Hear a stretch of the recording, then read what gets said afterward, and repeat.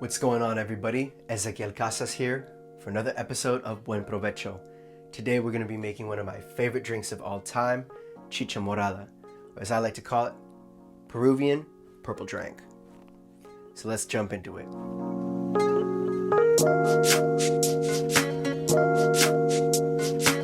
The most important ingredient in this dish is the purple corn itself, and that's something you can get at your local market that sells Latin American products. I personally like the Amazonas brand. They have it at my local market. It's a brand that I trust. But if you find another brand, or even better, just find the real thing at the market, I'd highly suggest that. You always want to be as authentic and natural as possible, especially in these days where you have a lot of processed things going on. You want to make sure that these things are healthy. That gets into our second ingredient, which is the natural sweetener that we're going to use.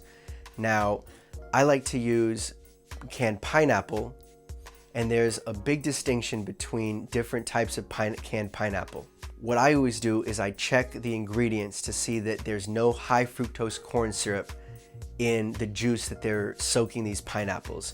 You want to remain as natural and healthy as possible.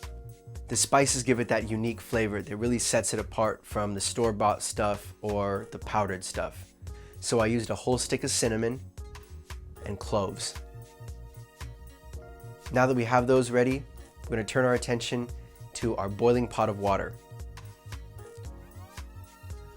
We're going to add in the purple corn, the cinnamon, and the cloves, the pineapple, and we're going to turn that down to a simmer and let that sit for anywhere from 3 to 6 hours. The recipe itself says 3 hours, but I doubled that to 6 and even a little bit more to make sure that all the flavor is being extracted from the corn kernels, the pineapple, and the cloves and cinnamon. So take some time, read a book, watch a movie, take a shower, whatever you need to do, take a nap. And after about 6 hours, you can come back, take the lid off, make sure that the liquid is a nice deep purple color, and it should be very aromatic. You should be able to detect the cinnamon, the cloves, and the pineapple. After that, we're going to strain all that into a large pitcher. Throw in a cup of sugar.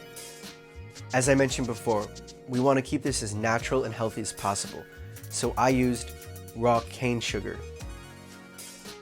After that, put in some lemon juice, stick it in the fridge or the freezer if you want more of a slushy consistency, and you're good.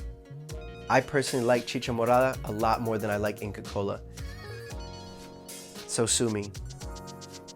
Anyway, this is a really delicious drink. You can make a lot of it, buy a lot of corn, a lot of pineapple, get the spices right.